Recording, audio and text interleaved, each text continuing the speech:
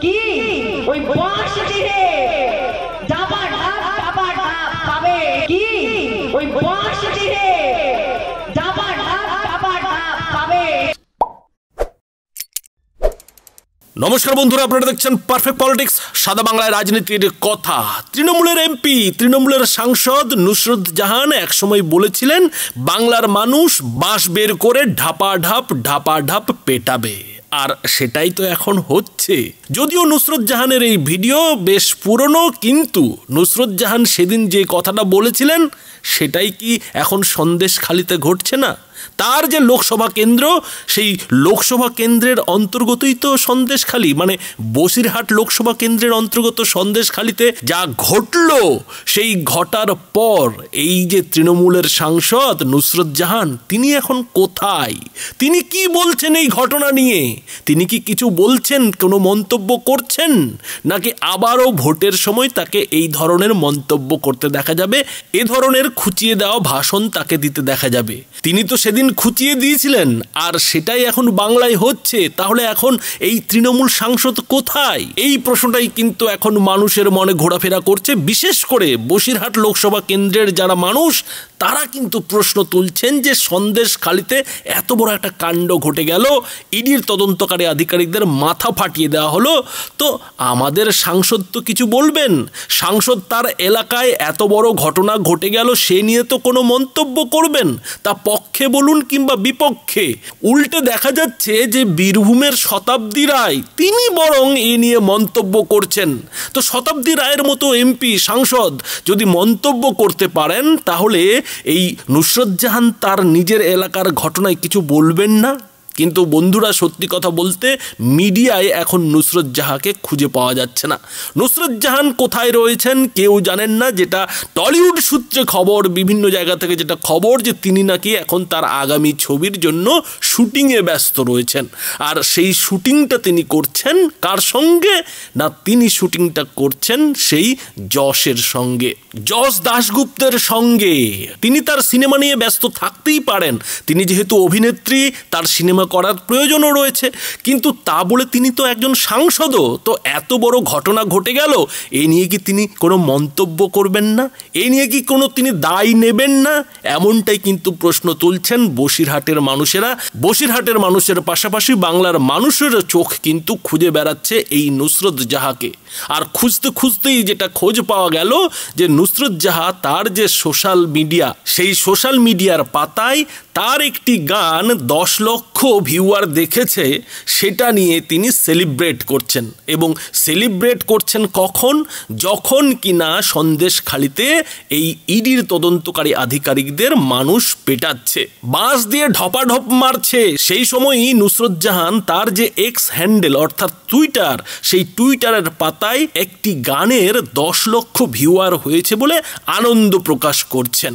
আর সেই গানটা কি বন্ধুরা দেখুন।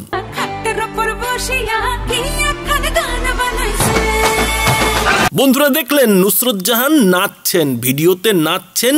তার গানের কলি হলো, গানের কথা হলো যে বন্ধু রসিয়া খাটে বসিয়া এমন একখান গান বানাইছে। আর এদিকে বাংলায়, অর্থাৎ তার যে লোকসভা কেন্দ্র বসিরহাট, সেই বসিরহাটের অন্তর্গত সন্দেশখালি এলাকায় এমন কাণ্ড হয়ে গেল, যা নিয়ে সারা বাংলা তো বটেই, সারা দেশ উত্তাল হয়ে পড়ল। অথচ এই উত্তাল পরিস্থিতির মধ্যে বসিরহাটের সাংসদ, সন্দেশখালির সাংসদ কোথায় সন্দেশ খাচ্ছেন কেউ জানে না।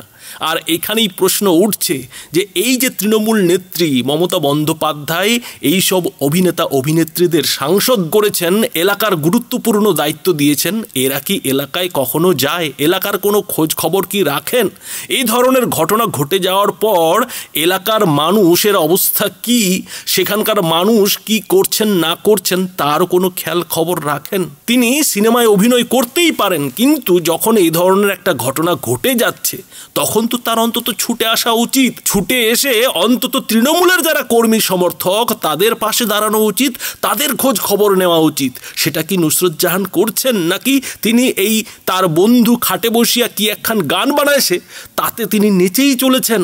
আর এই ধরনের লোকেদের সাংসদ করলে, দায়িত্ব দিলে কি ঘটনা ঘটতে পারে সেটা বন্ধুরা দেখতেই পাচ্ছেন।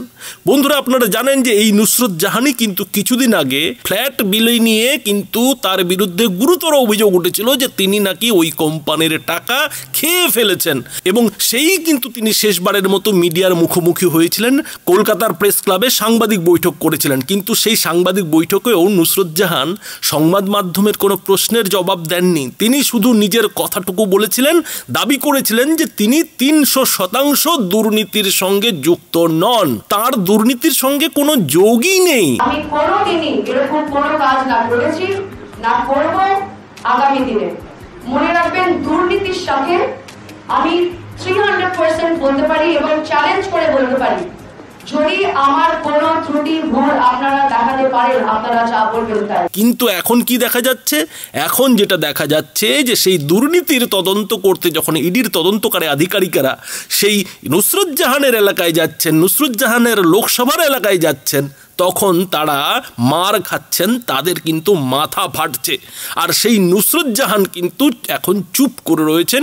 এই নিয়ে কিন্তু তিনি একটি কথাও বলছেন না, এমনকি তৃণমূলের হয়েও তিনি কথা বলছেন না। আর এখানেই প্রশ্ন উঠছে যে মমতা বন্দ্যোপাধ্যায় কাদের সাংসদ করেছেন, কোন সব লোকেদের দায়িত্ব দিয়েছেন, যারা এই দুঃসময়েও সন্দেশখালীর যারা তৃণমূল কর্মী সমর্থক, যখন কিনা শেখ শাহজাহান ভাগলবা কোথায় গা ঢাকা দিয়েছে কেউ জানে না, তখন সন্দেশখালীর লোকেদের পাশে দাঁড়ানোর জন্য তো অন্তত এই সাংসদ নুসরত জাহানের আসা উচিত ছিল, প্রকাশ্যে অন্তত কিছু একটা বলা উচিত ছিল। কিন্তু সেই সব তিনি কিছুই করেননি। তিনি শুধু তার গান 10 লাখ ভিউ হয়েছে সেই আনন্দ প্রকাশ করছেন, আর সেই নিয়েই কিন্তু তিনি মেতে রয়েছেন। বন্ধুরা, আপনারা এই বিষয়ে কি মনে করেন? আপনাদের মতামত অবশ্যই এই ভিডিওটি নিচে কমেন্ট বক্সে লিখে জানাবেন। ধন্যবাদ।